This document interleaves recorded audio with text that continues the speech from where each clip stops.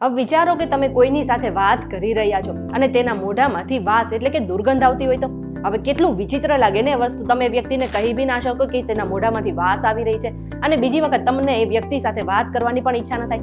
અને સૌથી વધારે ઇન્ટરેસ્ટિંગ વાત એ છે કે વ્યક્તિને ખબર બી નથી હોતી કે તેના મોઢામાંથી વાસ આવતી હોય છે. આવું તમારી સાથે પણ થઈ શકે છે. એવું બની શકે છે કે તમે વાત કરી રહ્યા હો ને તમારા મોઢામાંથી પણ દુર્ગંધ આવી શકતી હોય. હવે પ્રશ્ન એ થાય કે તમે સવારે ઉઠીને બ્રશ કરી લીધું, એનાથી વધારે મોઢામાંથી દુર્ગંધ ના આવે એના માટે તમે શું ધ્યાન રાખી શકો?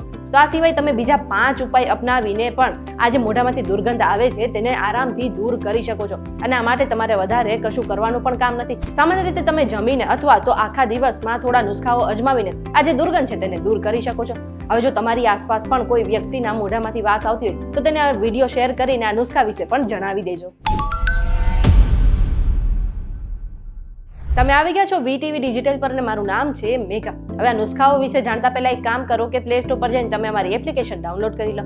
હવે સામાન્ય રીતે એવું બને કે આપણે સવારે ઉઠીને સારા એવા ટૂથપેસ્ટથી બ્રશ કરી લઈએ, એમ છતાં પણ આખા દિવસમાં આપણા મોઢામાંથી ખાસ કરીને ઘણી દુર્ગંધ અથવા તો વાસ આવતી હોય, અને આને જ કારણે આપણે ઘણી શરમનો પણ અનુભવ થતો હોય છે. આ પ્રશ્ન એ થાય કે આપણે બીજું એવું શું કરી શકીએ કે આપણા મોઢામાંથી જે દુર્ગંધ છે, જે વાસ આવે છે, તેને આપણે દૂર કરી શકીએ? તો સૌથી પહેલા તો આ જે દુર્ગંધ છે તેને મોં અને જે દાંતની સ્વચ્છતા છે તેની સાથે જોડવામાં આવે છે. વધારે પડતા સમય સુધી તો એવું જ હોય છે કે મોઢા અને દાંતની સારી રીતે આપણે સાફ સફાઈ ન કરીએ તેના કારણે દુર્ગંધ આવતી હોય છે. પરંતુ ઘણા કિસ્સામાં એવું પણ હોતું હોય છે કે અમુક બીમારીને કારણે પણ તમારા મોઢામાંથી દુર્ગંધ આવી શકે છે.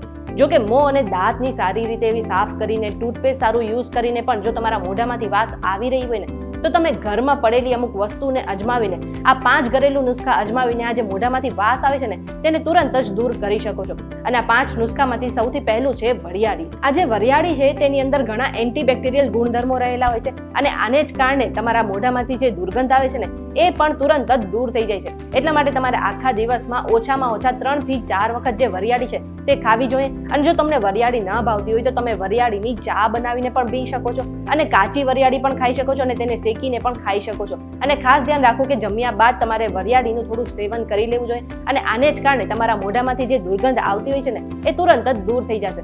આ 5 નુસ્ખામાંથી બીજો નુસ્ખો છે આદુ. હવે કુદરતી રીતે મોઢામાંથી જે દુર્ગંધ આવે છે તેને દૂર કરવાનો સૌથી સહેલો અને સારો ઉપાય છે આદુ. હવે આદુનું તમે જો રેગ્યુલર સેવન કરો ને તો તમારા મોઢામાંથી જે દુર્ગંધ આવે છે એ જે સમસ્યા છે એ તુરંત જ દૂર થઈ જાય છે. અને આ માટે તમે કાચા આદુના ટુકડાનું સેવન કરી શકો છો, સાથે જ આદુની ચા પણ પી શકો છો. ત્રીજું છે ફુદીનાના પાન અથવા તો તુલસીના પાન. હવે સામાન્ય રીતે જ્યારે પણ તમારા મોઢામાંથી દુર્ગંધ આવતી હોય એ સમયે તમારે થોડા ફુદીનાના પાન લેવાનું છે અને તેને કાચા ખાઈને એટલે કે તેનું સેવન કરી લેવાનું છે, અથવા તો તેનું જ્યુસ બનાવીને અથવા તો તેને પાણીમાં પલાળીને તમે પાણીનું પણ સેવન કરી શકો છો. હવે આવું કરશો એટલે થોડા સમય માટે જે તમારા મોઢામાંથી દુર્ગંધ આવે છે ને એ દૂર થઈ જશે, પરંતુ લાંબા સમય સુધી જે આ જે પુદીનાના પાન છે તમારા મોઢાની દુર્ગંધને દૂર નથી કરી શકતું, અને તમારા દાંત પણ સાફ નથી કરી શકતું. આ સિવાય તમે તુલસીના પાનનું સેવન પણ કરી શકો છો. એવું કહેવાય છે કે તુલસીના પાનને સૂકવીને તેનો બારીક પાવડર બનાવીને એનાથી તમારે તમારા દાંત સાફ કરવા જોઈએ. આને કારણે તમારા દાંત તો સારા રહેશે જ, આ સાથે જે દુર્ગંધ છે તમારા મોઢામાંથી આવે છે એ પણ નહીં આવે. અને આ સિવાય તમે તુલસીના પાન અથવા તો પુદીનાના પાનને મિક્સ કરીને પણ તેનું સેવન કરી શકો છો. આ 5 નુસ્ખામાંથી ચોથો નુસ્ખો છે એલચી અથવા તો લવિંગ. હવે તમે જમ્યા બાદ તમારે ખાસ ધ્યાન રાખવું જોઈએ કે તમારે જમી લીધા પછી એક એલચી અથવા તો લવિંગનો જે ટુકડો છે ખાઈ લેવો જોઈએ. અને આને જ કારણે જે તમારા મોઢામાંથી જે દુર્ગંધ છે એ આવતી બંધ થઈ જશે, અને તમને આગળ જતા કોઈ શરમનો પણ અનુભવ નહીં થાય. સાથે એવું પણ કહેવાય છે કે આ એલચી અને લવિંગનો જે ટુકડો છે એ દાંતને સાફ કરે છે, તમારી જે દુર્ગંધ આવે છે મોઢામાંથી એને પણ દૂર કરે છે, સાથે જ તમારી જે પાચન સંબંધિત સમસ્યા છે તેને પણ સારી રીતે રાખે છે. એટલે કે એક એલચીનો ટુકડો અથવા તો લવિંગનો ટુકડો ખાવાથી તમને ઘણા ફાયદા થઈ શકે છે. આ 5 નુસ્ખામાંથી છેલ્લું નુસ્ખો છે નારિયેળ તેલ અથવા તો ગ્રીન ટી. એવું કહેવાય છે કે તમે આખા દિવસમાં એક વખત નારિયેળ તેલની 1-2 ચમચી લો અને તેને મોઢામાં રાખીને તેનાથી કોગળા કરો. આવું કરવાથી જે તમારા મોઢામાંથી દુર્ગંધ આવે છે એ હંમેશા માટે દૂર થઈ જશે. અને સાથે એવું પણ કહેવાય છે કે તમે ગ્રીન ટીના કોગળા પણ કરી શકો છો, કારણ કે ગ્રીન ટીમાં એન્ટીઓક્સિડન્ટ હોય છે, અને આને જ કારણે તે જે દુર્ગંધ આવે છે મોઢામાંથી તેને દૂર કરવામાં સારી એવી કારગર માનવામાં આવે છે. આ સિવાય તમે ખાસ ધ્યાન રાખો કે તમે આખા દિવસમાં ઓછામાં ઓછા 2 વખત તો બ્રશ કરી જ લો. એક સવારે ઉઠીને બ્રશ કરો, અને બીજું રાત્રે સૂતા પહેલા તમારે બ્રશ જે કરવું છે એ ખૂબ જ મહત્વપૂર્ણ બની જાય છે.